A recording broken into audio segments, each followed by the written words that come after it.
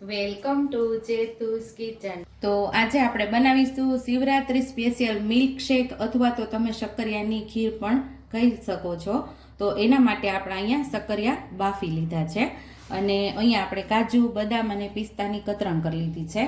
1/4 cup જેટલી ખાંડ લીધેલી છે અને અડધી ચમચી જેટલી એલચી અને જાયફળનો ભૂકો કરી લીધો છે અને 500 ગ્રામ આપણે દૂધ લીધું છે. ફેટવાળું દૂધ લીધું છે, ફૂલ ફેટ દૂધ લીધેલું છે. તો મસ્ત એવી આપણી શક્કરિયાની ખીર અથવા તો તમે મિલ્ક શેક પણ કહી શકો. તો શક્કરિયાની આપણે છાલને ઉતારી લઈશું આવી રીતે.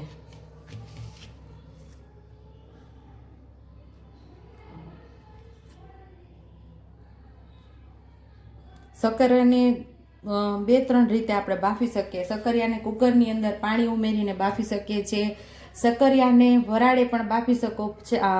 ચારણીની અંદર ઉપર મૂકીને નીચે તપેલામાં પાણી મૂકીને પણ આપણે શક્કરિયાને બાફી શકીએ. પાણી વગર કુકરની અંદર શક્કરિયાને બાફી શકીએ છીએ. એની રેસીપી આપણી ચેનલ ઉપર તમને મળી જશે. તો હવે આપણે શક્કરિયાને ફોલી લીધા છે અને ખમણીની અંદર આપણે એને ખમણી લેવાના છે આવી રીતે. તો નીચે જો આવી રીતે બધા શક્કરિયાને આપણે ખમણી લેવાના છે અને સાઈડ ઉપર આપણે દૂધ પણ ગરમ થવા રાખી દેશું. તો અહીંયા આપણે દૂધને ગરમ થવા રાખી દેશું. અહીંયા આપણે ફૂલ ફેટ 500 ગ્રામ દૂધ લીધેલું છે.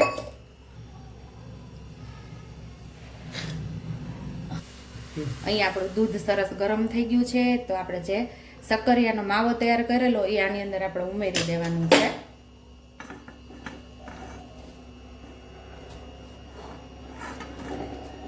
બધો માવો આપણે ઉમેરી દઈશું.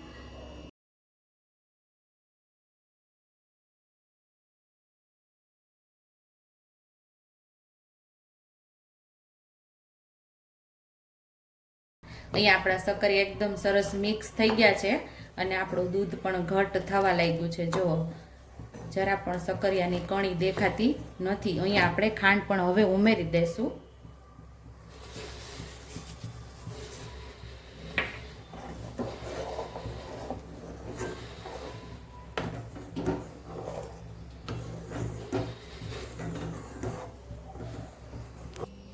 અહીંયા ખાંડ ઉમેરી દીધા પછી 2-3 પૂંખડા આપણે કેસરના ઉમેરી દઈશું.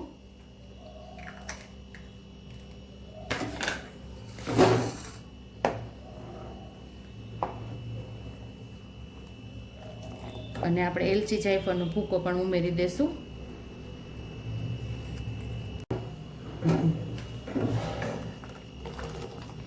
અહીંયા આપણે થોડા કાજુ, બદામ ને પિસ્તા ઉમેરી દઈશું અને થોડા આપણે ગાર્નિશિંગ માટે રાખશું.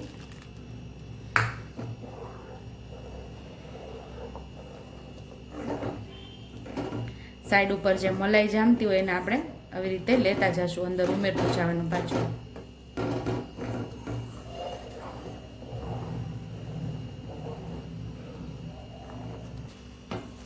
અહીંયા મસ્ત એવું ઉકળી ગયું છે. આપણે જેટલું ઘટ કરવું એટલું ઘટ કરી શકીએ આપણે. અને આની અંદર તમે ખાંડનું પ્રમાણ વધુ ઓછું કરી શકો છો. જે પ્રમાણે તમને ગળપણ ફાવતું હોય એ પ્રમાણે વધુ ઓછું કરી શકો છો. આપણે અહીંયા 1/4 કપ ખાંડ 1/4 કપ જેટલી ખાંડ અહીંયા ઉમેરેલી છે. તો શિવરાત્રી સ્પેશિયલ આપણો મિલ્ક શેક અથવા તો તમે શક્કરિયાની ખીર પણ કહી શકો છો. તો આપણો મિલ્ક શેક અને શક્કરિયાની ખીર રેડી થઈ ગઈ છે. તો આપણે સર્વ કરી લઈશું. શિવરાત્રી સ્પેશિયલ મિલ્ક શેક અથવા તો આપણી ખીર તૈયાર છે. ઉપરથી ડ્રાય ફ્રૂટથી ગાર્નિશ કરી દઈશું.